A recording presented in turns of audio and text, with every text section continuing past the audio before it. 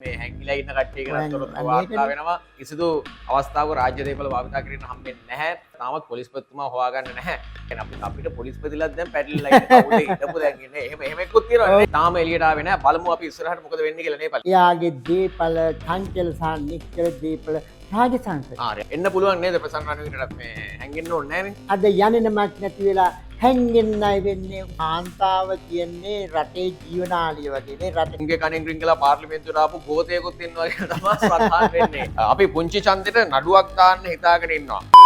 අයබන් ප්‍රේක්ෂක හිතවතුනි, අපි අදත් සූදානම් ජාතික පුවත්පත්වල කාටුන් තොරතුරු වගේම දේශපාලනයේ අභ්‍යන්තර කාරණා පිළිබඳව කතා බහ කරන්න අදත් ඒ සඳහා අපිත් එක්ක ඉන්නවා පලි. අයබන් පලි. අයබන් කින්තක.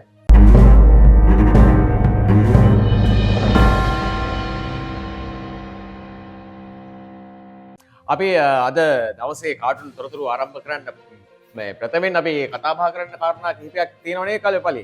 ඕදි යම් යම් දේශපාලන කරුණු තියෙන රටේ පද ආර්ථිකයට තියෙන බොහොම උණුසුම් පුවත් තියෙනවනේ. ඒකට දැන් මේ හැංගිලා ඉන්න කට්ටිය ගැන තොරතුරු වාර්තා වෙනවා. ඒ වගේම මේ දේශපාලනයේ දැන් මේ ප්‍රාදේශ සභාව නැත්තම් පුංචි ඡන්දෙට දැන් නාම යෝජනා කැඳවලා තියෙනවා. එතකොට මේ පුංචි ඡන්දෙට දැන් සියලු පක්ෂ ලෑස්ති වෙමින් පවතිනවා, සංධානගත වෙනවා, තනි පක්ෂ හැටියට ඉල්ලනවා. මේ වගේ කාරණා ගොඩක් තියෙනවා. එතකොට මේ ඒත් එක්කම මේ මැතිවරණ කොමිසමෙන් කැසට් එකකුත් දාලා තියෙනවා පළි. මේ ඉදිරියේදී පුංචි ඡන්දෙට කියන්නේ රාජ්‍ය දේපල භාවිතා කිරීම අවම කිරීමටත් ඒක භාවිතා කිරීම නතර කිරීමට අවශ්‍ය කරුණු ඇතුළත් ගැසට් නිවේදනයක් නිකුත් කරලා තියෙන එක ප්‍රාදේශීය ලේකම්වරු ඒ වගේම සියලුම නිලධාරීන් රාජ්‍ය නිලධාරීන්ට මේක යොමු කරලා තියෙනවා. ඒත් එක්කම පක්ෂත් උණුසුම්ම තමන්ගේ නාම යෝජනා මණ්ඩල නැත්තම් ඉන්ටර්වියුස් ඒ කියන්නේ ගෙන්නලා මුළු පක්ෂරනේ මේ පළාත් පාලන මැතිවරණයට ඉදිරිපත් වෙන්නේ කවුද හොයලා බලලා දැන් ඊටාම උණුසුම් තත්ත්වයක් දැන් ඇවිල්ලා තියෙනවා. තාම මේ වේදිකාවට ආවේ නැහැ. නමුත් පක්ෂ කාර්යාල නැත්තම් පක්ෂ අභ්‍යන්තරයේ වගේම මේ කාරණා කතා වෙනවා. ඒත් එක්කම සුවිශේෂී කාරණයක් මතක් කරන්න ඕනේ පළි මේ හම්බන්තොට කාල්ටන් නිවසේ තිබ්බා මේ පොහොට්ටුවේ පළාත් පාලන මැතිවරණය ඉදිරිපත් වෙන අපේක්ෂකයන් තෝරන වැඩසටහනක්.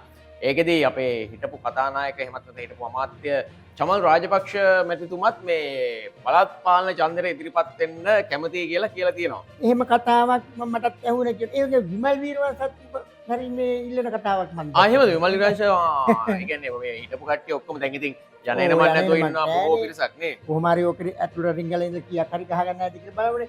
ඒ වගේම දැන් ඔය මැතිවරණ කොමසාරිස් ඔය චක්ලයක් ගහලා තියෙන රාජ්‍ය දේපල අවපාත කරන්න එපා කියලා. ඇත්ත වශයෙන්ම දැන් පවතින රජය එක රුපියලක්වත් Tamanට හැකිව තියෙද්දි රජයේ දේපල නාස්ති කරන්න ඒ වෙනුවෙන් ඡන්ද තමන්ගේ ඡන්ද ව්‍යාපාර වෙනුවෙන් යොදාගත්තේ නෑ. ගන්න තිබියදී මේක කළේ පසුගිය රජවල්. ඒගොල්ලෝ තනි කරම ජනාධිපතිවරණ, මහමැතිවරණ, ප්‍රාදේශ සභා මැතිවරණ සඳහා තනි කරම රාජ්‍ය දේපල තනි කරම යොදාගෙන මහ ජනතාවගේ මේ රට දියුණු කරන්න මුදල් විශාල වශයෙන් වැය කළ රට බංකොලොත්.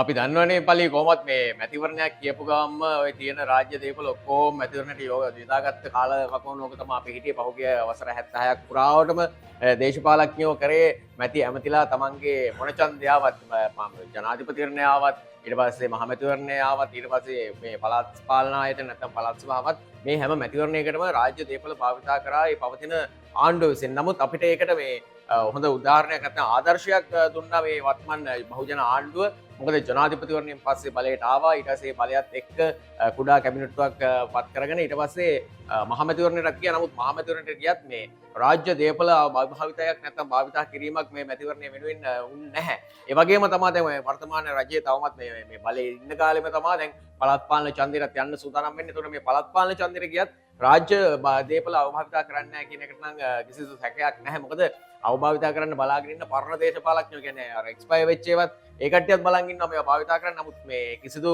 අවස්ථාවක රාජ්‍ය දේපල භාවිතා කරන්න හම්බෙන්නේ නැහැ.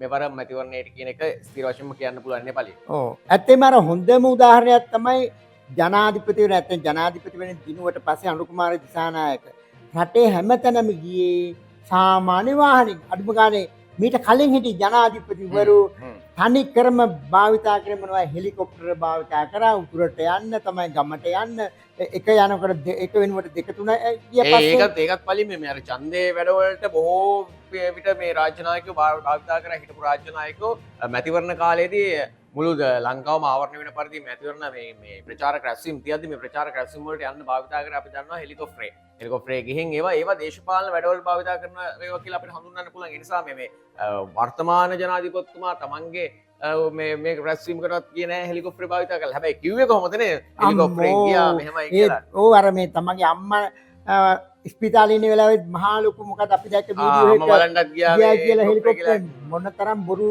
මුසාවල් විරුද්ධ පක්ෂය විසින් මේ ගොඩනගා ගන්නවද? ඇත්තම දැනටමත් තම රාජකාරියක් වෙනුවත් ශ්‍රී ලංකාව තුලවත් හෙලිකොප්ටරයකින් යනවා දැක්කේ නෑනේ ජනාධිපතිතුමා වන අගමැතිතුමිය කිසිම කෙනෙක් යනවා දැක්කේ නෑ. ඒ අවශ්‍යතාවයක් වෙන්න බෑනේ නේ. අවශ්‍යතාවයක් වෙනුවෙන්වත් යන්නේ නෑ. හරි. අපි අද දවසේ කාටුන් වලට අවධානය යොමු කරමු. පළි අපි ඉස්සල්ලාම තෝරගත්තේ හසන්ත විජේනායකගේ කාටුනයක් මේ දවස්වල බොහෝම කතා බහට ලක් වෙන නැත්නම් මුළු ලංකාවම එකතු වෙලා හොයන පුද්ගලයෙක්. කවුද මේ හොරා පොලිස්? හොරා පොලිස්. එතෙන්දී මේ පොලිසියේ නිලධාරියාගේ ඉන්නට තියලා ලණුවක් බැඳලා මැද පොල්ලකුත් බැඳලා ඒකේ බැඳලා වටේට පොලිස් නිලධාරියා යනවා මේ දේශබන්දු ඊට පොඩ්ඩක් ඈතින් ඉන්නවා. හැබැයි අල්ලගන්න බෑ. කියන්නේ දන්නවා අල්ලගන්න බෑ වගේ කතන්දරයක් තමයි මේකේ පෙන්වන්නේ. ඉතින් ඇත්තටම මේ පොලිස්පතිතුමා තාමත් මේ එලියට ඇවිල්ලා නැහැ. මොකද අධිකරණ තීන්දුවක් දීලා තිබ්බත් මෙයා අත්අඩංගුවට අරගෙන ඉදිරිපත් කරන්න කියලා තාමත් පොලිස්පතිතුමා හොයාගන්න නැහැ. ඒ වගේම අර මේ සෙව්වන්දියාවත් තාම හොයාගන්න බැරුණානේ නේද පළි? ඇත්තටම හරි අපි දන්නවා මේ දවස්වල ලංකාවේ සියලු දෙනාම දන්නවා පොලිස්පතිතුමා හැංගිලා දැන් ටීම් 6ක්ද කොහෙද යොදලා තියෙනවලු. දැන් මේ කාටුන් එකේ තියෙනවා මේ දැන් වැඩ බලන පොලිස්පතිවරයා බැඳලා තියෙනවා. යම් දෙකින් බැඳ එයාට එහා හොයන්න කියන්නේ අල්ලන්න යන්න කියන්නේ. එක සීමාවක විතරයි. එක සීමාවක විතරයි. හැබැයි පොලිස්පතිට අපට පේනවා දැන් එයා මේ පොලිසියේ යම් කෙනෙක් මාරු කරන්න ගියත් කවුද විරුද්ධ වෙන්නේ කවුද විරුද්ධ වෙන්නේ? මේ පොල්ල නිකන් මේ යමන් තියෙන නිකන් අර මේ කොමිසම වගේ දෙහිලා. අන්න හරි ඒ වගේ තමයි මට පේන්නේ. පොලිස් කොමිසමෙන් නිතරම මේ පොලිස් මේ පතිවරයාගේ වැඩ සීමා කරනවා. එයාට සීමා දානවනේ. එයා කියන දේ කරන්නේ නෑ. ඔව් හැබැයි දැන් පළි දැන් මේ ඊයේ පෙරේදා වෙනකොටත් මේ පොලිස් කොමිසමේ අනුමැතිය ඇතුලේ පොලිස් කියන්නේ නිලධාරීන් වගේම ජ්‍යෙෂ්ඨ පොලිස් නිලධාරීන් රසක ස්ථාන මාරු වීම නැත්නම් තැන් තැන් වල මාරු කරනවා මෙයා කරනවා. දැන් පොලිසිය ඇතුලේ ගොඩක් මේ දේවල් වෙනවා මේ දවස්වල මේ. ඒකට හැබැයි පොලිස්පතිතුමාගේ දැනුම් දීම මත කියන්නේ පොලිසිය දැනුම් දීම මත පොලිස් කොමිසම අනුමැතිය දීලා තියෙනවා කියලාත් පළි සඳහන් වෙනවා. අපි බලමු මේ පොලිස්පතිතුමා දැන් මේ වෙනකොට පොලිස්පතිතුමා කියන්නේ හිටපු පොලිස්පතිතුමා කියන්නේ අපිට පොලිස්පතිලත් දැන් පැටලිලා ඉන්න කවුද හිටපු දැන් ඉන්නේ එහෙම එක්කුත් තියෙනවා නේ. පොලිස්පති කියනවා අතිටෝ පොලිස්පති කියනවා. ඒක අපි නමින් කියමු නේ. හරි දේශබන්දු මහත්තයාගේ දැන් ආවේ නැහැ දැන් එළියට ආවේ නැහැ. තාම අධිකරණය ඉදිරිපත් වුණෙත් නැහැ. දැන් මේ වෙනකොට යාම කියන්නේ එතුමම අත්සන් කරපු මේ අලුත් මේ පොලිස්පතිතුමා අත්සන් කරපු යක්ලේඛයක් අනුව මේ දීපල අත්පත් කරගන්න පුළුවන් කියන සඳහනක් අපේ ඇමති සුනිල් වටකල මහත්තයා සඳහන් කරා. ඒකත් එක්ක දැන් මේ දේශබන්දු මහත්තයාගේ දීපල ඔක්කොම රාජසන්ත කරලා නැත්නම් මේ අරගෙන ඊට පස්සේ මේ අවස්ථාවේවත් මෙයා එළියට එයිද කියලා බලන්නේ. තාම එළියට ආවේ නැහැ. බලමු අපි ඉස්සරහට මොකද වෙන්නේ කියලා නේ පළි. ඔව් එහෙම කතාවක් මම හිතන්නේ දැනට ඉන්න වැඩ බලන පොලිස්පති ඒ චක්‍රය කියන නිකුත් කළ තියෙනවා. මෙන්න මේ නීතියේ තියෙනවලු යම් කිසි කෙනෙකුට වරන්තු දුන්නම එයා උසාවියට පෙනී සිටින්නේ නැත්නම් එයාගේ දීපල් රාජසන්ත කිරීමේ හැකියාවක් තියෙයි කියලා අත්පත් කරගැනීමේ හැකියාවක් කියලා යටපත් වෙලා තිබුණේ. දැන් ඒක උඩට අරගෙන තියෙනවා. ඕන්නම් පුළුවන් මෙයා ආවේ නැත්නම් ඉදිරිපත් නුනොත් දේශපන්දු ඉදිරිපත් නුනොත් එයාගේ දීපල චංචල සහ නිශ්චල දීපල රාජසන්ත අර ඒ කියන්නේ මේ නුගේකොට කියන ගේ අර තියෙන කිවල් දෙකයි එතකොට ඒහා සම්බන්ධ යාන වාහන ඔක්කොම මේ පාරේට ගන්න පුළුවන් කියලා තියෙනවා. අපි ඒ ගැන කතා කරන ගමන් අපි යන් ඊළඟ කාටුනේට එක අංජනකේ කාටුන් මේකෙත් මේ අතුරුදහන් වෙච්ච එක්කෙනෙක් ගැන කම කියන්න බලි. ප්‍රසන්න රණවීරත් අතුරුදහන්ලු. අත්අඩංගුවට අරගෙන මිරිස් කුඩු ගහයි කියලා දන්නේ නැහැ. බය හැංගිලා ඉන්නේ කියලා තමයි අංජන කියන්නේ. මේ ඇත්තටම මේ ප්‍රසන්න රණවීර මේ අර මර්වින් සිල්ලා හිටපු ඇමතුමායි ඔය සිද්ධියත් එක්ක තමයි මේ ඔක්කොම ගැට ගහලා තියෙන මේ ඔක්කොම එකම කාරණේට තමයි. එතකොට මර්වින් සිල්ලා ඇතුළු තුන් දෙනෙක්ම මේ රෝගට අත්අඩංගුවට අරන් තියෙනවා. නමුත් ප්‍රසන්න රණවීර මේ කාරංචිච්ච ගාම ගෙදර හොයන්න ගිහම ගෙදර පිටි දෙහෙම ඉඳලා තියෙනවා. නමුත් ප්‍රසන්න රණවීර ඉඳලා නැහැ. මේ මං හිතන්නේ පැනලා ගිහින් වෙන්න ඕනේ. පැනලා ගිහින් අපි දන්නේ නැහැ කොහෙද පැනලා ගිහින් තියෙන්නේ කියලා. එතනත් අපිට කියන්න තියෙන්නේ වැරද්දක් කරලා නැත්නම් අධිකරණය හොයනවා නම් වැරද්දක් කරලා නැත්නම් හැංගි ඉන්න ඕනේ නැහැ. එන්න පුළුවන් නේද ප්‍රසන්න රණවීරටත් මේ හැංගෙන්න ඕනේ නැහැ නේ. ඔය ඇත්තම ඔය ප්‍රසන්න රණවීරගේ ඉතිහාසය ගත්තම අපි දැක්කා පාර්ලිමේන්තුව තුල පවා මිරිස් කුඩු ගැහුවනේ. උන් මිරිස් කුඩු යර මේ කතානායක පුරුව මේ වතුර හලන්නේ. ගහලා අන්න ඒ වගේ අතීතයක් තියෙනවා. දැන් බලන්න ප්‍රසන්න රණවීරලා කියන්නේ කවුද? මේ අය ඇමතිවරු උනාට කරලා තියෙන වැඩ මොනවද? බලන්න රජයේ ඉඩම් කුණු කොල්ලෙට එහෙම නැත්නම් හොරට හදලා මේ Tamanට හිතවතුන්ට බෙදා දීලා තියෙනවා. මේව මහජන දේපල නේද? මේගොල්ලෝ තනියෙන් පරිහරණය කරන්නේ. බලන්න මේ ප්‍රසන්න රණවීර දැන් මුණ දී ගන්න බෑ. අනිත් එක මේ එදා වීරයෝ වගේ හිටිය කට්ටිය. එදා ඇඟේ හයියෙන් වැඩ කළා. නීතිය අතටරන් වැඩ කළා. අද අන්තිම අසරණ වෙලා අද යන්නමක් නැති වෙලා හැංගෙන්නයි වෙන්නේ. උසාවියට මුහුණ දී ගන්න බෑ. සමාජයට මුහුණ දී ගන්න බෑ. තව ඡන්දයකට මුහුණ දී ගන්න බෑ. ඔතනින්ම ඕගොල්ලන්ගේ අනාගතය ඉවරයි. ඒ කියන්නේ අඩුම තරමේ මේ ඡන්දයකට තියා මේ ගෙදරින් එලි පාරට බහලා නිකන් පාර යන්නවත් බැරි තත්ත්වයක් ඇති වෙලා තියෙන්නේ මේ ප්‍රසන්න රණවීර හිටපු ඒ ඇමතුමාට. මොකද මේ එතුමා ඇත්තටම හොර ඔප්පු හදලා රජයේ දේපල විකුණලා දැන් ඒකට නඩුව ක්‍රියාත්මක වුණාම නැත්නම් විමර්ශන ක්‍රියාත්මක කරලා නඩු පවර්ලා අත්අඩංගුවට ගන්න වරන්තු ආපුවම හැංගිලා ඉන්න ගණන් එච්චර හොඳ නැහැ. මොකද හැංගි හිටියා කියලා ඉස්සර වගේ දැන් දේශපාලකයෝ ළඟටකින් තමන්ගේ වැරදි නිරාකරණය කරගන්න නැත්නම් අධිකරණයෙන් බේරෙන්න හම්බෙන්නේ නැහැ. මොකද දැන් තියෙන්නේ බහුජන ආණ්ඩුවක්. මේ බහුජන ආණ්ඩුව ජනතාව ගෙනාවෙම මේ වගේ හොරු අල්ලා ඇතුළට දාන්නම තමයි ඉන්න. විමර්ශන වලට කිසිම බාධාවක් වෙන්නේ නැහැ. දේශපාලන අතකැසීම් නැහැ. ඒ හින්දා බොහොම ඉක්මනටම මේ කට්ටියත් අහුවේ කියලා හිතනවා. ඒත් එක්කම මේ පලි අපි තවත් මේ හා සම්බන්ධම කාටුන් එකකට යන් පංකජ රුවින්දගේ සරදම් කාටුනේ. ඒකෙත් කියන්නේ මේ පංකජයි මේ අහනවා මේ පොලිසිය එක්කෙනාගේ ප්‍රසන්න රණවීර අල්ලන්න හොයනවා. සෑර් එයාවත් අපිට හොයන්න වේද කියලා දන්නේ නැහැ කියලා. ඒ කියන්නේ අර සෙව්වන්දියේම ඔක්කොම දැන් නැති වුණාට පස්සේ අම්සාරේ පොලිසිය කිව්වේ ජනතාවගේ සහාය ඉල්ලනවා කියලා මේ අල්ලන්න. දැන් මේ ප්‍රසන්න රණවීර එහෙම අල්ලන්නත් ජනතාවගේ සහාය ඉල්ලනවා වෙන්න පුළුවන් කියන එක තමයි සඳහන් වෙන්නේ පළි. ඔව් ඉතින් දැන් අර සෙව්වන්දී අල්ල දුන්න ලක්ෂ 12ක් දෙන මේක ප්‍රචාරය කළා තියෙනවා. දැන් මේගොල්ලෝ පිළිබඳව ගත්ත දැන් විල තියෙන අපි දන්නවා එදා නම් ඕගොල්ලෝ ඕනම දෙයකට මොකක් හරි ප්‍රශ්නයක් වුණාම ඕන උසාවියේ පෙනී හිටියා. මොකද එදා බේරගන්න නායකටක් ගාලා බේරලා දෙනවා. දැන් මේගොල්ලෝ බේරගන්න කිසිම කෙනෙක් රජයේ බලධාරීන් නැහැ. සම්පූර්ණ පොලිසිය ස්වාධීන වෙලා තියෙනවා. කිසිම කෙනෙකුට පොලිසිය ඇඟිලි ගහන්න බෑ. වැරද්දක් කළා නම් ඒකට අනිවාර්යෙන් දඬුවම ලැබෙනවා. කාටවත් මේවා මේගොල්ලෝ ආරක්ෂා කරන්න බෑ. නීතිය රැහැන නීතියට හසු වෙනවාමයි. ඒක හරියටම හරි. ඒ හින්දා මේ දැන් කොච්චර හැංගුණා කියලා හැංගිලා කොච්චර කල් ඉන්නද මේ හැංගිලා කියන්නේ එක්කෝ එහෙනම් මේ රට දාලා අර මේ අනිත් කට්ටිය ගියා වගේ හොරෙන් යන්න තියෙන ඉන්දියාවට හරි කොහෙට හරි නේ. නැත්නම් මේ රටේ ඉන්න හැංගිලා මේ අධිකරණයෙන් බේලා නැත්නම් නීතියෙන් පැනලා යන්න උත්සාහ කරත් කොහොම කරත් හැංගිලා එහෙනම් හැමදාම ඉන්න වෙන්නේ. මොකද දැන් දේශපාලඥයෝ ලවා මේ තමන්ගේ වැරදි මෙයා කරගන්න බෑ කියන එක අපිට කියන්න පුළුවන්. ඒ නිසා ඉක්මනටම එළියට ඇවිල්ලා දැම්ම බාර වුණොත් එහෙම පොඩ්ඩක් මේ මොන හරි නඩුකාරතුමාගෙන් නිදහස කර පොඩ්ඩක් මේ ඉල්ලීමක් හරි කරන්න පුළුවන් මේ දැම්ම බාර වුණොත්. අපි ඒත් එක්කම ඔව් යන් ඊළඟ කාටුනේට නේ පලි. ඔව් ඊළඟ කාටුනේට යන් උදේ විජේසිරිගේ කාටුනේට තමයි අපි යන්නේ. දැන් මේකේ මේ බටලන්ද කියන මේ සොහොන තියෙනවා. සොහොන් වල තියෙනවා 1988 89 මේ සොහොන. එතකොට මේ අපේ බටගල නියෝජ්‍ය ඇමතුමා අල් ජසීරා කියන අර මේ බාහිර පපු ඉදින්න තියලා නැගිටවන්න හදන්නේ නේ අර අවසානයේ මේ නැතිවෙච්ච මිනිස්සුන්ගේ පණ ගන්න පුළුවන් අර මැෂින් එක තියෙන මේ මැෂින් එක මේ වලට තියෙන වටලන්ද නැමැති වලට තියලා නැවත පණ ගන්නවා අල් ජසීරා කියන කරන්ට් එකෙන්. අල් ජසීරාත් එක්ක වටලන්ද කියන මාතෘකාව කරලියට ආපහු ඇවිල්ලා තියෙනවා. මොකද අගමැති හිටපු ජනාධිපති අපේ රනිල් සීයා අල් ජසීරා එකත් එක්ක තිබ්බ මේ වැඩසටහනේදී මේ සම්බන්ධයෙන් ප්‍රශ්න අහනවා. අපි මේ සම්බන්ධයෙන්ම කලින් මේ වැඩසටහන් වලදී සඳහන් කළා. මේක ප්‍රචාරය වෙන්න කලිමුත් අපි කිව්වා දැන් 100ක් ගාලා බටලන්ද ගැන ආපු ගාම නැගිටලා දුවලා තියෙනවා කියලා මේ සඳහන් කරා. ඒ වගේම තමයි දැන් මේ බටලන්ද නැවතත් කරලියට ඇවිල්ලා තියෙනවා. එම බටලන්ද වාර්තාව පාර්ලිමේන්තුවේ ඉදිරිපත් කරනවද නැද්ද කියන එක අද අමාත්‍ය මණ්ඩලයේදී තීරණය කිරීමකට නියමිතව තියෙනවා. මේ වාර්තාව තාමත් ජනසතු දේපලක් නැත්නම් මේ පබ්ලිෂ් වෙලා නැහැ. ජනතාවට මේ එළියට ඇවිල්ලා නැති වාර්තාවක් තමයි මේ පළි මේකෙන් මේ බොහෝ කාරණා කියවෙනවා කියලාත් සඳහන් වෙනවා. ඒ නිසාම දැන් මේ බටලන්ද වාර්තාව බලද්දී අල් ජසීරා එකේ මාධ්‍යවේදියෝ ගාව තියෙනවා මේ බටලන්ද වාර්තාව. හැබැයි ලංකාවේ කොහොමද පිටවෙලා තිබෙත් නැහැ. ඒක ගැන බලන ගමන් දැන් ඒක තමයි මේ හැමදෙනාම කියන්නේ.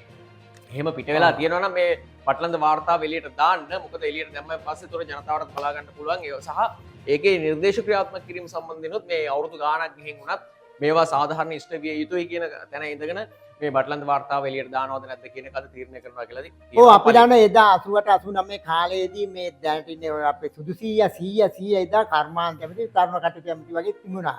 ඒයි දැන් ඔය බටලන්දී කියන්නේ නීති විරෝධී වදකාගාරයක්. ඔය වදකාගාරයේ බාර වීටිය දැන් මේ 100 එදා ඔය බටලන්ද වදකාගාරයට ගේන තරුණියන්ට අමානුෂික වද හිංසා දීලා දෙනවා බලන් බලන් තමයි කියලා කියනවා නේද? අමුතු විදියට සතුටක් ලැබුවා. එයා හිතුවේ නෑ මේ වගේ ආයිමත් ඇවිස්සේ කියලා. දැන් බලන්න එයා දන්නේම නෑ ඒ කළකම් පළදේ කියලා. දැන් එයා අර අල් ජසීරා කියන ඉංග්‍රීසි මාධ්‍යයට ගියා. මාධ්‍ය වේදිකා අහනකොට මේ ප්‍රශ්නේ පිළිබඳ මේ අහන පිළිබඳ වාර්තාවක් තියෙනවා. ඒකට BBC වාර්තා කරන මෙන්න වාර්තාව තියෙනවා. දැන් යට කට උත්තර නැති වෙලා තියෙන්නේ. ඔන්න CA එකින් එක දැන් එහෙන් මහ බැංකුව අධිකාරිය එහෙන් බටලන් දෙනවා. ඔන්න කෙලින් පෙළට කළ කම්පල දෙනවා CA හැමදාම ඔය කපටිකන් නරක දේවල් කරලා බේරෙන්න බෑ මේ බෞද්ධ රටේ තියා මුළු ලෝකෙවත්. ඒක හරි පළි. දැන් ඒත් එක්ක මේ අංජලි ඉන්ද්‍රජිත්ගේ කාටුන් එකටත් ඒකත් මේ හා සම්බන්ධයි. මේ අර බටලන්දේ මම හිතන්නේ මේ මැරිච්ච අය එනවා මේ අවතාර වෙලා බටලන්ද පැත්තෙන්. එතකොට රනිල් සීයා පස්ස බල දුවනවාම පේන්නේ. බටලන්ද කොහොමද නැගිටිනකොට රනිල් සීයාට ඇත්තටම දුවන්න පාරවලුත් නැහැ, දුවන්න ඉඩත් නැති වෙන කතන්දරයක් තමයි දැන් මේ වෙලා තියෙන්නේ. හරි. අපි ඒත් එක්කම ඊළඟ කාටුන් එකට යන් මේ බලි නැත්නම් අපිට තව කාටුන් කතා කරන්න තියෙනවා අද දවසේ. කාටුන් මොකක්ද තියෙනව නේද අද? තියෙනවා ඕක දෙක. ඒ වගේම අපි කතා කරමු මේ අපේ ජයරත්න වික්‍රමසිංහගේ ෆේක්බුක් කාටුනේ. මේකේ තියෙනවා එදා කාන්තා දිනේ දවසේ පාර්ලිමේන්තුවේ අපි ගැන හරියට කතා වෙනවලු බං. ඒක තමයි අපේ කුස්සිය වලට ආවනම් තවත් අගේට කතා කරන්න තිබ්බා කියලා තමයි කියන්නේ. ඒ කියන්නේ කාන්තා දිනේ ගැන කාන්තාවන් ගැන ලොකුවට කතා කරත් හැබැයි කාන්තාව තමයි කුස්සිය. කියන්නේ අපේ අම්මලා නේ. අම්මලා තමයි කුස්සිය පාලනය කරන්නේ. ඒ වගේම කුස්සියේ සියලු දේවල් කරන්නේ. එතකොට කුස්සියට දැනෙනවා සෑහෙන කාන්තාවගේ දුක. මොකද මේ දවස්වල පොඩ්ඩක් එහෙම බඩු මිල දැන් අඩු කරගෙන යනවා. නමුත් තාමත් දැනෙන ප්‍රමාණයක තියෙන හින්දා තමයි මේ කාටුනේ එන්නේ නැති කියලා මට හිතෙනවා. මේ මොකද කාන්තාවන් ගැන කතා කරද්දී අනිවාර්යෙන් කාන්තාවන් වැඩිපුරම ගැවසෙන කුස්සිය ගැනත් නැත්නම් ඒ කුස්සියට අවශ්‍ය බඩු භාණ්ඩ ආදිය මිල අඩු කිරීම සම්බන්ධව කතා කළ යුතුයි කියන එක තමයි මෙතනදී සඳහන් කරලා තියෙන්නේ. ඇත්තම උතන අපි දන්නේ මේ කාන්තාව කියන්නේ රටේ ජීවනාලිය වගේ නේ. රටේ 51ක් දෙයක් ඉන්නේ දැනට කාන්තාව. අපි දන්නේ මේ පහුගිය කාල සීමා තුලදී කාන්තා වද හිංසනය වාග් දරු ලෙස තිබුණා. ඒ වගේම කාන්තාව තමයි ගෙදර තනිකරම පාලනය කරන්නේ, කුස්සිය පාලනය කරන්නේ, ගෙදර පාලනය කරන, ගෙදර ආර්ථිකය පාලනය කරන්නේ. එයාට පහුගිය කාලයේදී තමන්ගේ ගෙදර ආර්ථිකය පාලනය කරගන්න බැරුව තමන් කබලෙන් ලිපට වැටුණා. අන්න කාන්තාවන්ට තිබුණු ප්‍රශ්නේ එහෙම කන්න දරුවන්ට කන්න දී ගන්න බෑ. ඒ මහත්තර හොඳ ආහාර වෙලක් දී ගන්න බෑ. ඊට පස්සේ ගෙදර ඉන්න ඒ වගේ පරිසරයක් තමයි ගෙදරක් තිබුණේ. නමුත් මේ වන විට කාන්තාව වෙනුවෙන් අපේ හොඳ අග්‍රාමාත්‍යවරියත් අද ලංකාවේ කාන්තාවරයෙක් එයාත් විශේෂ පණිවිඩයක් නිකුත් කළා. අනිවාර්යයෙන්ම මේ කාන්තාවට වෙන හිරිහැර හිංසා අපි නැති කරනවා, කාන්තාවගේ අභිවෘද්ධිය දියුණු කරනවා, වැඩි කරනවා. ඒ වගේම ජනාධිපතිතුමත් විශේෂ පණිවිඩයක් නිකුත් කළා කාන්තා දින වෙන. අපි දැක්ක පහුගිය දවස්වල ඉස්කෝලේ එකත් ගුරුවරයෙකුට පහර දෙනවා. මේ පළි පාර්ලිමේන්තුවට ඇවිල්ලා කිව්වා ඒ ගැනත් මේ විනය පරීක්ෂණය කරලා ඒ ටිකත් මේ හොයනවා කියලා කැමති සඳහන් කරා. දැක්ක නේද මේ ඉස්වෙලම ක්‍රියාත්මක. ඔව් ඒක දැන් කාන්තාව හැමදාම කියනවා විතරනේ. දවසට කියනවා ඒ වගේම සතියක් විතර කතා කරනවා. නමුත් කාන්තාවට සම්බන්ධයෙන් කරන්න ඕන අවශ්‍ය කටයුතු සිදු වෙන්නේ නැහැ කියන එක තමයි පෙර තිබෙන්නේ. නමුත් මේ රජයේ අර්ථයේ ඒවා කියනවට වචනෙට පමණක් සීමා නොවි ඒවා ක්‍රියාවෙන්ම කරලා පෙන්නයි කියන එකත් අපිට සඳහන් කරන්න පුළුවන්. පළි අපි ඒත් එක්කම ඊළඟ කාටුවට යන් ශ්‍රීකාන්තගේ ශ්‍රී දූපත ඒජාපය පාලනය කරන්නේ භූතයෝ දෙන්නෙ තුන් දෙනෙක් කියලා රවී කියනවා බං. ඕක මොකද්ද සර්? උන්ගේ කණෙන් රින්ගලා පාර්ලිමේන්තුවට ආපු ගෝතයෙකුත් ඉන්නවා කියලා තමයි සඳහන් වෙන්නේ. ඒ කියන්නේ එක්සත් ජාතික පක්ෂය දැනට පාලනය කරන්නේ භූතයෝ දෙන්නෙ තුන් දෙනෙක් කියලා රවී කරුණානායක කියපු ප්‍රකාශයට තමයි මේක කියන්නේ. ඒ වුණාට මේ ඒ කට්ටියගේ භූතයන්ගෙමුත් කන් වලින් රින්ගලා තමයි මේ ගෝතෙක් පාර්ලිමේන්තුවට ආවා කියලා මේ කාටුනේ සඳහන් වෙන්නේ නේද? වැඩේ තියෙන එක්සත් පාලනය කරන්න එක්සත් ජාතික පක්ෂය දැන් නැහැ. එහෙම දැන් නෑ නා ඉන්න බෑනේ පාලනය කරන්න. ගිලගිල ඉන්න කට්ටියක් නැත උණු කෙල ගන්නවා. ඒක ජාතික කෙල ගන්නවා. ජාතික කියලා හිතුවර සාමාන්‍ය කෙල ගත්තයි. ඉතින් කවුද පාලනය පාලනය කරන්නේ? දැන් ඒ කියන්නේ නායකයන් හොරේ. පාලනය අන්න, කරන්නේ. නායකයන්. මුරාරින්ගන සමහර. ඔව්. ආන පේනවනේ කවුද? නායකයරත් තොරින් මේ ඔක්කොම පාර්ලිමේන්තුවටත් ගිහින් දැන් එක්සත් ජාතික පක්ෂය වෙන කෙනෙක් පාලනය කරනවා කියලා කියනවා. එයාත් ගියේ ඉතින් ඒ නායකයරත් තොරින් පක්ෂයටත් තොරින් තමයි මේ පාර්ලිමේන්තුවට ගියේ ගිහින් එහෙම කියන එක වැරදි නේද? වැරදි. හරි ඒත් එක්කම මේ 30 හේවාවිස්සගේ හිනාවැස්සට අපි යන් ඒකේ සඳහන් වෙන්නේ අපි අපේ රාජිත ලෝක වෙන්නවන ඉන්නේ අපි පුංචි ඡන්දෙට නඩුවක් දාන්න හිතාගෙන ඉන්නවා. ඉන්න අන්න මරු නඩු දාලා පහුවෙච්ච ඡන්දේ තවත් පහු කළොත් ජනතාවට ඔහෙලට දෙන්න හිතාගෙන හිටියේ ඡන්දෙත් නොදී ඉඳී සර් කියලා තමයි කියන්නේ. දැන් මෙහෙමනේ දැන් පුංචි ඡන්දේ පවත්වන්න කියලා එක්සත් ශාධිකරණයේ තීන්දුවක් දීලා තිනවා මූලික අයිතිවාසිකම් කඩවීමක් කලින්ද හැකි ඉක්මනින් තියන්න කියලා තමයි රජය නියෝග කරලා තියෙන්නේ. ඒ අනුව තමයි පාර්ලිමේන්තුවේ ඉක්මනට පනතක් ගෙනල්ලා කලින් තිබ්බ නාම යෝජනා කැන්සල් කරලා ඊට පස්සේ අලුතෙන් නාම යෝජනා කැඳවන්න පුළුවන් මට්ටමට පනතත් සංශෝධනය කරලා දීලා ඔක්කොම කරලා දැන් මේ ඒත් එක්කම කියනවා මේ විපක්ෂයේ බොහෝ දෙනෙක් ගියා විපක්ෂ නායකතුමත් එක්ක ඒ දවස්වලම ගියා මේ ඡන්දේ කල් දාන්න ඕනේ කල් දාලා පස්සේ තියන්න ඕනේ මොකද අයවැය තියෙනවා ඒ වගේම මේ අපමණින්න සල්ලි නැහැ ඔය වගේ කතන්දර ගොඩාක් කියලා දැන් ආයෙත් මේ යන්න හදන්නේ මේ ඔය කාරණේ දන්නවද මේ ඡන්දෙට මේ ආපහු නඩුවක් දාන්න යන්නේ නව පක්ෂ ලියාපදිංචි කරන්න 28 වෙනකන් කාලය ලබා දීලා තිබ්බනේ අලුත් පක්ෂ හැබැයි අලුත් පක්ෂ ලියාපදිංචි කරන්න ඉවර කරන්න කලින් නාම යෝජනා කැඳවපු එක තමයි මෙතන ගැටලුව වෙලා තියෙන්නේ. එතකොට ඒ සම්බන්ධයෙන් තමයි අධිකරණයට යන්න සූදානම් වෙන්නේ. කොහොම හරි මේ කට්ටිය උත්සාහ කරන්නේ මේ ඇත්තටම මේ කාටුන් එකේ තියෙන විදිහටත් මේ ඉක්මනටම ඡන්ද තියන්න ඕනේ. හැබැයි ඒක පහු කරන්න නැත්නම් කල් දාන්න උත්සාහ කරොත් එහෙම ওই තියෙන ඡන්ද දෙක තුනක් නැති වෙයි කියන එක තමයි අපිට සඳහන් කරන්න තියෙන්නේ. අපි දැක්කෝ අතීතයේ දිහා බැලුවොත් ඡන්ද තියන්න වෙලාවක අපි දැක්කනේ නාම යෝජනා බාරගත්ත ඔක්කොම කරා අන්තිමට කිව්වා ජනාධිපති මේ 100 කිව්වා මුදල් නෑ මේ වෙලාවේ. කොහොමද ඡන්දයක් තියන්නේ කියලා ඒක දින නියම නැතුව කල් කිව්වා. කල් කිව්වට පස්සේ මේ ආයිමත් ඒක මතුවෙලා ශේෂ්ඨාධිකරණයට ගිහිල්ලා ශේෂ්ඨාධිකරණ නියෝගයක් දුන්නා කොමසාරිස්වරට වහාම පවත්න්නේ කියලා. ඒවට අවනත වුණා. දැන් පවතින රජය අවනත වෙලා මුදල් වෙන් කළා ඕන වෙලාවක තියන්න කියලා සම්පූර්ණ බලය කොමසාරිස්ට බලය දුන්නා. ඔයාලා පවත්වන්න මේ මුදල් වෙන් කළා තියෙනවා. දැන් ඕකෙන් කලබලයට පත්නේ කවුද විපක්ෂයේ ඉන්න දේශපාලන නායකයෝ. දැන් ඒගොල්ලෝ එකතු වෙන්න ගියා. සජබේ ඔක්කොම එකතු වෙලා ඉල්ලන්න ගියා. හැබැයි ඒක හරියට නෑ. අලියයි සජබේ ටෙලිෆෝන එකතු වෙන්න ගියා. පහලින් කතා කළා උඩට ගියාම දෙන්නට දෙන්න බයයි. සජිත් බයයි රනිල්ට රනිල් බයයි. සජිත් අපි දන්නවනේ 100ගේ හැටි දන්නවනේ පැන්නොත් එතන බලේ මෙහෙමයි. පළවෙනි පුටුව ගන්නවමයි සජිත් දෙන්නේ නැහැ. එතන ඒගොල්ලෝ කඩලා ගියා. දැන් අනිත් පක්ෂත් ඔහේ ඉන්නවා. ඒගොල්ලෝ මොකද දැන් බලන්න ඉල්ලනකොට ඉල්ලන්න වෙන වෙනම තමයි ඉල්ලන්නේ. නෑ දැන් කොහොමත් ඵලයේ අපි දන්නවනේ ඔය ඔච්චර කොහොමත් කෑ ගැවුවත් අපි ඔය දැන් මේවා ගැන දැනගෙන හිටියේ. දැන් අපි වාර්තා කරානේ මේ කට්ටිය කොච්චර මේ දෙකොල්ල එකතු වෙලා සාකච්ඡා කරලා එක පක්ෂයකින් ඉල්ලන්න හැදුවත් ඒක හරියන්නේ නැහැ. මොකද සජිත්ගේ පැත්තෙන් කැමති නැහැ, රනිල්ගේ පැත්තෙන් කොහොමත් කැමති නැහැ. දෙන්න කැමති නැහැ. දෙන්නගේ පුටු දෙක මාරු වෙයි. මොකද විපක්ෂ නායකකම නැති වෙයි කියන ප්‍රශ්නෙත් එක තමයි තියෙන්නේ. ඒ හින්දා එකතු වෙන්නේ නැහැ. දැන් කොහොමද එක්සත් ජාතික පක්ෂයෙන් වෙනම ඉල්ලන්නත් මේ තරඟ කරන්නත් මේ කියන්නේ දිස්ත්‍රික් කීපයකට තරඟ කරනවා කියලා තියෙනවා. නමුත් මේ අනිත් පැතිවලෙත් අනිත් පක්ෂවලිමුත් පුටුව එනවා. ඊට පස්සේ අර නෙළුම්මාවද පැත්තේ මුත් සංසාන හැදෙනවා. මේ ඔක්කොම හැදිලා බලමුකෝ ඉස්සරහට එන්නේ කොහොමද කියලා. හැබැයි තවත් කට්ටියක් මේක කල් දාන්නත් උත්සාහ කරනවා කියන එක තමයි කියන්නේ. බය වෙලා ඉන්නේ. දැන් ওই සම්පකාරකම් දැක්කනේ. තනිකර ඒකත් ඡන්දේ සමහර තැන්වල ඔක්කොම එකතු වෙලා මේවා කරා. හැබැයි වෙඩි තියාගෙන ආව නේද? වෙඩි තියාගෙන ආවට ඒක හරියට නෑ. හරි අපි බලි. අපි ඊළඟ කාටුන් එකෙන් මේකෙන් අපි අවසන් කරමු වැඩසටහන. MD විරරත්නගේ මරිසිපාල කවුන්ටරේට තමයි අපි යන්නේ. මේක වෙනම මාතෘකාවක්. මේකත් අපේ ජොලිසියා ඉන්න මාතෘකාවක් තමයි. අර්ජුන් මහේන්ද්‍රන් වෙන පාරකින් ගේන්න යනවා කියලා සඳහන් කරනවා. එතකොට ගියෙත් වෙන පාරකින් තමා කියලා තමයි කියන්නේ මරිසිපාල.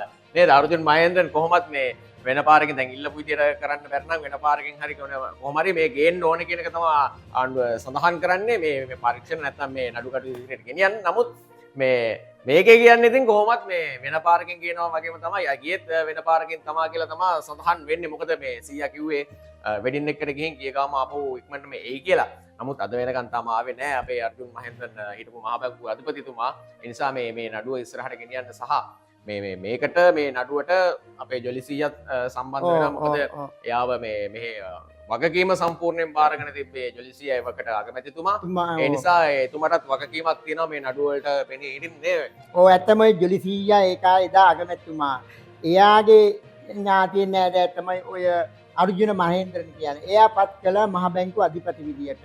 අන්තිමට ඒගොල්ලෝම එකතු වෙලා මොකද්ද කළේ?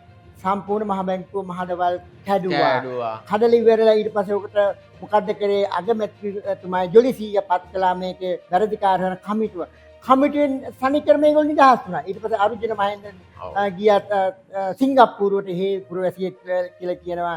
ඊට පස්සේ ජොලිසිය පාර්ලිමේන්තුවෙන් ප්‍රශ්න ආයා ගියේ මේ වෙඩින් එකට. මම ගෙන්නා ගන්න ඕනෙලා කියලා තමයි සඳහන් කරේ. කරේ. නමුත් එයා දැන් මේ මම කියන්නේ එයා ආයිම කසාද බැන්න දන්නේ නැහැ තාම.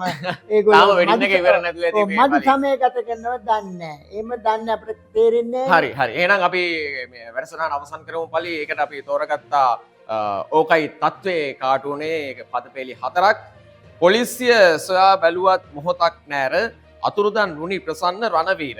කාටත් හොරෙන් ඔහු ගොස් හොය පාර මැදමුලනේ දේවාලයට මුණි බාර කියලා තමා සඳහන් වෙන්නේ. ඒකත් එක්ක අපි වැඩසටහන අද අවසන් කරන්න සූදානම්. අපි මේ වගේම තොරතුරුත් එක්ක යලිත් හෙට දවසේ කාටුන් වල තොරතුරු වගේම දේශපාලන අභ්‍යන්තර කාරණා එක්ක හමු වෙන බලාපොරොත්තුෙන් සමගන්නවා. එතෙක් පළි එනම් ජය වේවා. ජය වේවා චින්තක සුබ දවසක්.